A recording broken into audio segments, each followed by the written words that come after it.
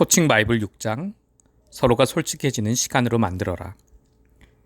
코칭을 할 때 나는 처음부터 고객에게 내 역할은 충고나 상담이 아니기 때문에 고객의 당면 문제에 대해 상세한 설명을 들을 필요가 없다는 점을 분명히 해둡니다. 나는 그저 고객이 자기 문제를 소리내어 생각하도록 하여 내가 엿들을 수 있도록 해달라고 말합니다.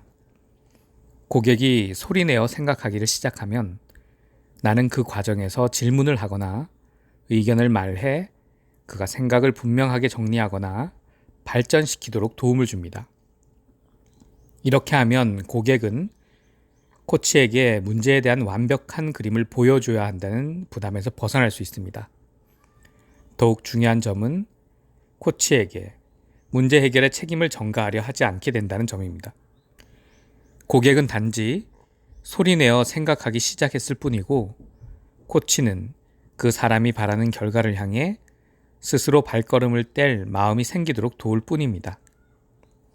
이러한 이해가 고객과 코치 사이에 자리 잡으면 문제 해결자로서의 기존 코칭 모델을 이용할 때 걸리는 시간보다 훨씬 더 빨리 발전을 위한 대화를 완성할 수 있습니다. 티머시 고레이, 이너게임 중.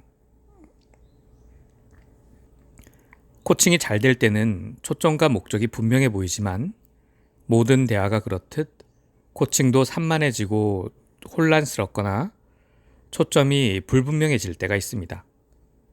고객이 자신의 문제에 너무 깊숙이 빠져들면 코치도 덩달아 그럴 수 있습니다. 아니면 두 사람 다 난해한 주제, 격한 감정, 작은 차이 등을 피하며 코칭 계약 자체를 유지하는 데에만 신경을 쓸 수도 있습니다. 또 신념과 정체성 문제들을 다룰 때는 정체성을 지키기 위한 저항에 부딪힐 수도 있습니다. 고객과 코치는 민감한 소재에 접근할 때 지나치게 예민하거나 직접적이지 못할 수도 있습니다. 그러나 이런 상황은 코칭이 이론적으로는 효과적이라고 해도 그 가능성을 충분히 펼치지 못했다는 뜻이 될 수도 있습니다. 좋은 코칭은 이럴 때 한편으로는 적극적이고 사려 깊은 반응을 유도하며 문제를 명확히 표현함으로써 기꺼이 문제에 못을 박기를 요구합니다. 이를테면 고객으로 하여금 다음과 같은 것들을 하게 하는 것입니다. 고객이 약속 시간을 자주 변경하는 것을 지적하며 왜 그런지 생각해 보게 하기. 고객이 자주 사용하는 은유에 관심을 가지고 이것이 어떤 의미를 가질 수 있는지 물어보기. 고객이 말하는 내용과 몸짓 사이에 불일치를 언급하기. 같은 이슈가 반복될 때 당혹감을 표시하고 고객에게 일어나고 있는 일을 다시 생각해 보게 하기. 무엇이 어떻게 돌아가고 있는지 분명하게 이야기하기. 코칭은 정직성과 직접성을 요구하는데요. 일어나고 있는 일 또는 일어나고 있지 않은 일을 말로 표현하는 것은 자기 마음을 표현하는 것과는 다릅니다. 능숙한 코치는 도전성과 안전성을 모두 제공합니다. 도전성은 현실을 직시하게 하는 것이며 안전성은 장애와 방해, 한계를 인식하고 해결하는 것을 지원하는 것입니다. 일어나고 있는 일을 명확히 표현하는 것은 계속적인 탐구와 조사, 숙고, 그리고 궁극적으로는 행동을 위한 초석을 제공합니다. 그리고 현재 상황이 늘 부정적인 것은 아닙니다. 자신을 그냥 근면 성실한 평범한 남자라고 생각해온 한 고객은 한결같은 그의 성실성이 얼마나 큰 자산인지 듣고는 놀라워했습니다. 성실함은 그저 누구나 갖춰야 하는 당연한 것이라 여겨왔기 때문입니다. 자신이 얼마나 특별하고 뛰어난 사람인지 알고서 특히 치열한 경쟁사회 속에서 그는 전문가이자 관리자로서 더 높은 다음 단계로 올라갈 수 있었습니다. 이렇게 직접적이게 되려면 무엇이 필요할까요? 궁극적으로 고객의 세계와 경험의 진실성에 충실해야 합니다. 잠깐의 눈속임이라도 코칭의 가치를 떨어뜨립니다. 고객의 경우도 마찬가지입니다. 코치가 자신의 말을 진심으로 귀 기울여 듣지 않는다고 느껴지거나 코치가 자신에게 적합하지 않거나 별로 효과가 없어 보이는 방향으로 자기를 이끌었거나 내몰았다고 생각된다면 그런 의사를 분명히 전달해야 합니다. 코치의 반응이 걱정되어 용기를 내는 것이 어려울 수도 있지만 좋은 코치라면 이것을 피드백으로 받아들이고 두 사람 모두 겉돌기보다는 더 현실적이 될 기회를 갖도록 합니다. 그것은 또한 고객의 실망이나 분노, 그리고 코치의 실망감이나 당혹감을 없애는 데에도 도움이 됩니다. 일어나고 있는 일을 표현하면서 고객과 코치, 두 사람이 의지하는 기반은 파트너십과 그 과정에 대한 헌신입니다. 그런 공동의 성실한 마음은 코칭 과정이 서툴게 진행되거나 실수가 있을 때에도 코칭 파트너들이 잘 참아내도록 합니다. 성실한 자세로 이야기하는 것이 코칭을 주고받는 필수 요소인 신뢰를 구축하기 때문이죠. 이런 근사하고 효과적인 수단을 얻는 세 가지 방법이 있습니다. 요점 정리하기, 휘슬 불고 끼어들기, 직관에 따라 행동하기가 그것입니다. 코치는 고객에게 이들 기술을 사용하도록 격려해야 합니다. 당신이 고객이라면 코칭 세션에서든 더 큰 자신의 세상에서든 이들 기술로 기꺼이 새로운 실험을 해보기를 바랍니다. 요점 정리하기. 코칭에서 요점을 정리한다는 것은 그것이 문제의 핵심이든 토론의 요약이든 행동이나 결과에 대한 보고이든 사안의 요지로 관심을 이끄는 질문이나 명제를 필요로 합니다. 그것은 간단 명료하며 꼭 필요한 사항들을 포함합니다. 요점 정리하기는 위탁자나 고객, 코치가 모두 사용할 수 있는 기술입니다. 휘슬 불고 끼어들기. 당신은 왜 휘슬을 불고 끼어들고 싶은 마음이 드는가요? 끼어드는 것은 무조건 무례한 짓인가요? 그것이 고객과 코칭 과정의 이익에 기여한다면 그렇게 볼 수 없습니다. 코칭은 항상 결과지향적입니다. 코칭의 목적은 사람들이 자기 자신과 자신의 삶을 더 효율적으로 관리하도록 돕는 데 있습니다. 코치는 고객이 장황한 설명이나 일화를 얘기하는 데 빠지기보다는 본론에 들어가도록 하고 싶을 것입니다. 고객은 코치가 방향을 잘못 잡거나 별로 도움이 될 것 같지 않은 설명을 늘어놓고 있다고 느끼면 코치가 실제 문제로 돌아오기를 바랍니다. 시간은 무엇보다도 소중합니다. 코칭 파트너들은 항상 자신이 가진 시간을 최대한 활용하기 위해 원하는 바와 동의를 공유해야 합니다. 직관에 따라 행동하기. 직관은 논리적 분석보다는 연상적 사고를 통해 의식적 지각의 외부에서 일어나는 과정을 지칭합니다. 직관은 종종 미지의 세계로 뛰어드는 무모한 행동처럼 보이기도 합니다.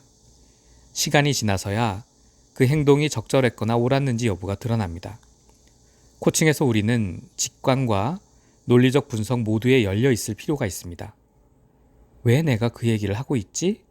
하고 궁금해하거나 다른 사람의 말을 들으면서 어떤 이야기가 떠올리거나 유추를 한다면 직관을 사용하여 생각하고 있는 것입니다. 이런 예기치 못한 의식 상태에서 나타나는 사고는 무의식적 단계에서 일어나는 빠른 정보 처리의 결과입니다.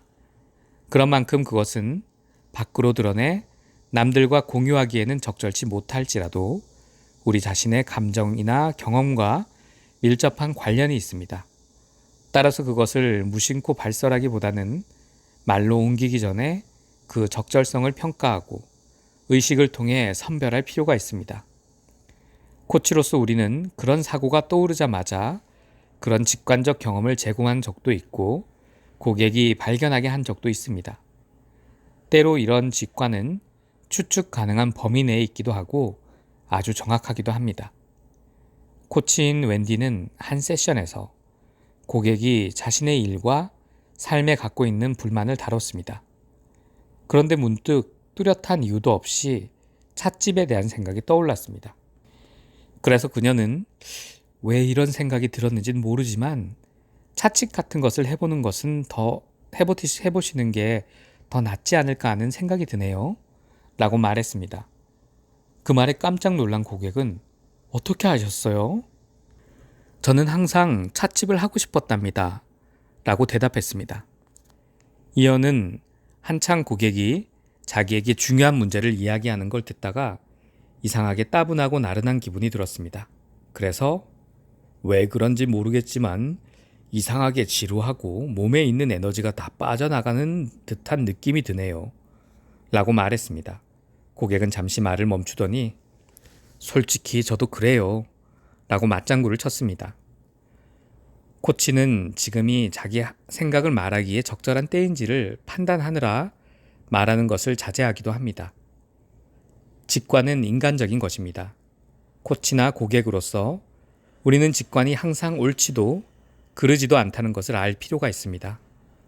직관은 사물을 보는 또 다른 방식이며 고객의 경험이 그것을 입증하거나 반증합니다. 코치가 이런 방식으로 직관적 관찰을 제공할 때는 그것이 효과가 있을지 없을지에 관해 마음의 준비를 하고 있는 것이 좋습니다. 그 직관이 오르면 고객은 말이나 몸짓으로 표시할 것이며 별로 신통치 않으면 무시하고 지나치거나 적절치 않다고 말할 것입니다. 문제를 드러내주고 신뢰를 구축하는 시간. 일어나고 있는 일을 표현하는 것은 사태를 명확히 하고 진전시키며 진짜로 쟁점이 되는 문제를 부각시키는 데 가장 효율적입니다. 또한 코치와 고객 사이에 관계의 깊이를 더해주고 신뢰를 구축하는 밑거름이 되죠. 고객은 사태를 있는 그대로 말하는 코치를 좋아합니다. 다음과 같은 경우 무엇이 어떻게 돌아가고 있는지 분명하게 이야기해야 합니다. 혼란스럽고 뭔가 벽에 부딪힌 듯 하거나 궤도를 벗어난 것 같은 느낌이 들 때, 표면에 드러난 것보다 더 많은 일이 관련 있다고 느낄 때, 일어나고 있는 일이나 일어나고 있지 않은 일에 불만이거나 마음이 편치 않을 때, 무언가 중요한 것이 회피되고 있다고 느낄 때, 솔직한 코칭을 위한 고려사항, 요점 정리하기. 요점 정리하기는 다른 사람이 말하는 것을 잠자코 듣거나 스스로에게 대체 이것의 요지는 무엇일까? 라고 자문하는 것으로부터 시작됩니다.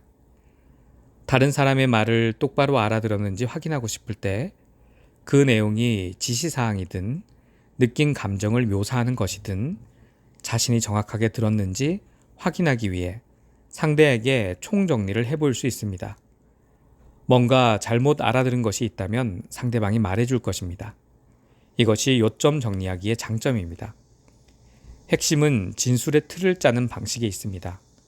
상대로 하여금 자신이 이해한 것이 맞는지 확인하도록 요청하는 의미나 자신이 잘못 알아들은 것이 있으면 정정해 달라는 의미로 말한다면 상대가 압력을 느낄 요소는 거의 없습니다. 상대방이 즉각 반응하지 않고 잠자코 있거나 딴 생각을 하고 있는 듯하면 그 사람의 내면 탐색을 자극한 것으로 받아들이십시오. 그들이 필요로 하는 만큼 충분한 처리 시간을 갖도록 기다리십시오. 전화로 코칭을 할 때도 같은 원리가 적용됩니다. 연습을 통해 우리는 상대방의 숨소리나 작은 움직임 하나까지도 놓치지 않고 의미심장하게 받아들여 그 사람이 보여주는 침묵의 의미를 파악할 수 있습니다. 요점 정리하기를 위한 주요 단어는 정수, 핵심, 요지, 이슈, 골자, 필수적 등입니다. 휘슬 불고 끼어들기. 사태가 충분히 진전되었다고 느끼면 상대가 들을 수 있게 심호흡을 하십시오. 이것은 상대에게 당신이 끼어들 거라는 신호가 됩니다. 그런 다음 짧고 확실하게 심기를 거스르지 않게 끼어드십시오. 예를 들어 이런 말로 시작해 보시는 건 어떠신지요? 오늘은 시간이 별로 안 남았군요. 우리가 여기서 최대한의 성과를 얻었으면 좋겠습니다. 질문을 하나 하죠.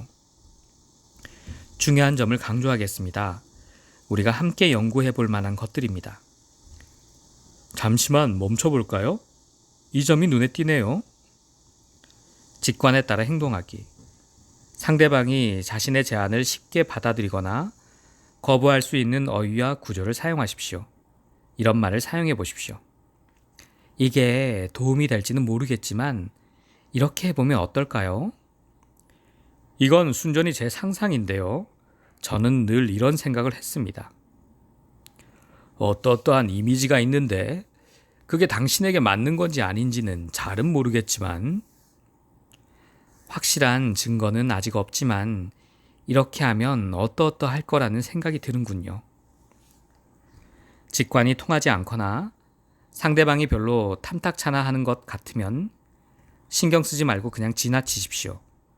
당신이 자신의 아이디어에 집착하기 때문일 수도 있고 상대방이 당신 의견의 적절성을 발견하는데 시간이 좀 걸리기 때문일 수도 있습니다.